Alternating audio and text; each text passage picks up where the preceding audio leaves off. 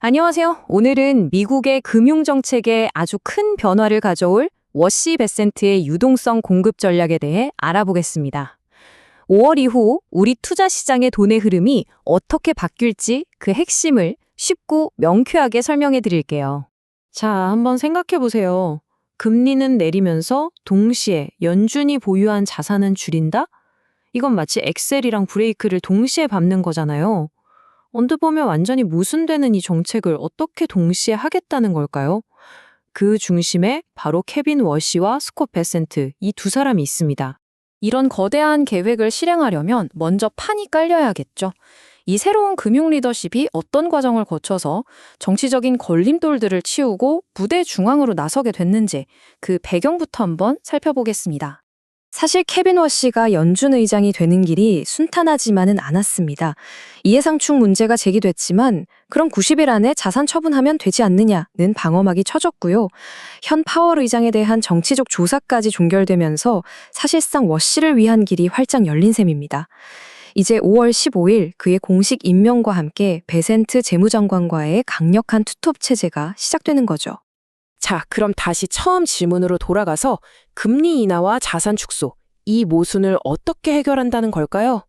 그 비밀은요, 연준이 뭔가를 더 해서가 아니라 오히려 뭔가를 그만두기 때문에 가능해집니다. 바로 이겁니다. 패러다임이 완전히 바뀌는 거예요. 예전에는 연준이 직접 채권을 사들이면서 시장에 돈을 펌프질했잖아요. 이게 왼쪽 방식이죠. 그런데 이제는 오른쪽처럼 연준은 한 발 뒤로 빠지고 민간 은행들이 그 역할을 대신하도록 판을 새로 짜는 겁니다. 주인공이 연준에서 민간으로 바뀌는 거죠. 그러니까 핵심 아이디어는 이겁니다. 연준이 자산을 좀 팔아서 돈을 걷어들여도 민간은행들이 그보다 훨씬 더 많은 국채를 사들일 수 있는 힘만 있다면 시장 전체의 돈, 즉 유동성은 오히려 늘어날 수 있다는 계산인 거죠. 연준의 역할이 그만큼 덜 중요해지는 거고요. 그럼 민간은행들이 어떻게 그렇게 큰 돈을 움직일 수 있게 만들까요? 방법은 간단합니다. 그동안 은행들의 손발을 꽁꽁 묶어뒀던 규제라는 족쇄를 풀어주는 겁니다. 구체적으로 어떤 규제를 어떻게 바꾸는지 한번 보시죠. 이 표에 그 핵심 방법이 다 나와 있습니다. 크게 세 가지 규제를 손보는 건데요. 첫째, SLR 규정을 완화해서 은행들이 국채를 사들일 때 부담을 확 줄여줍니다. 둘째, 은행 자본 규제 자체를 느슨하게 해서 더 과감하게 투자할 수 있게 판에 깔아주고요. 마지막으로 특히 초대형 은행에만 적용되던 추가 규제까지 바꿔서 투자 여력을 더 키워주겠다는 겁니다. 이 세 가지 규제 완화가 합쳐지면 그 효과가 얼마일까요? 무려 2조 달러입니다. 우리 돈으로 약 2,700조 원에 달하는 어마어마한 돈이죠.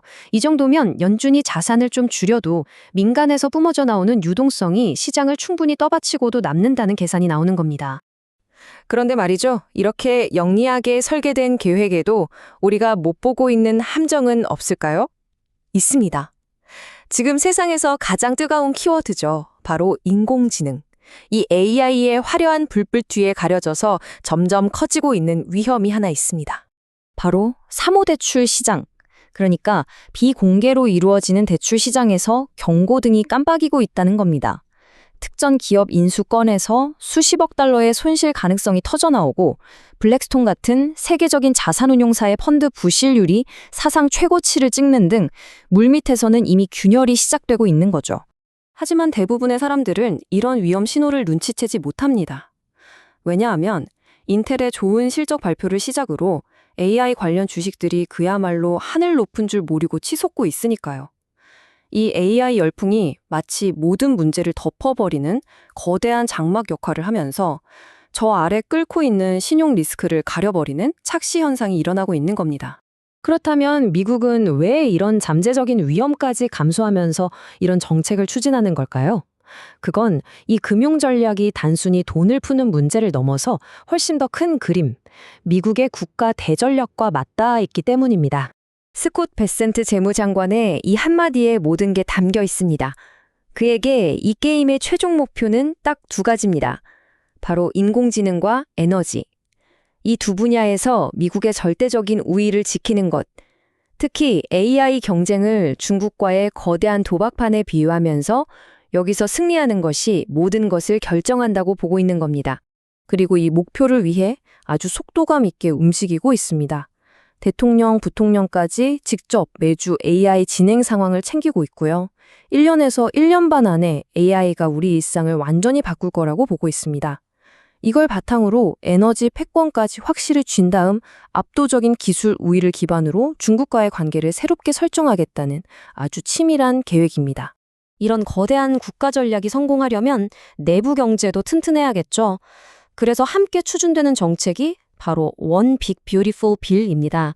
쉽게 말해 국민들에게 세금을 돌려줘서 특히 저소득층의 소비 여력을 키우고 경제가 밑에서부터 활발하게 돌아가게 만들겠다는 계획입니다. 자, 결국 이 모든 것을 종합하면 마지막 질문이 남습니다. 과연 AI가 만들어내는 폭발적인 성장의 힘이 저 물밑에서 조용히 끓어오르고 있는 신용 위기를 이겨낼 수 있을까? 이건 정말 거대한 도박과도 같습니다.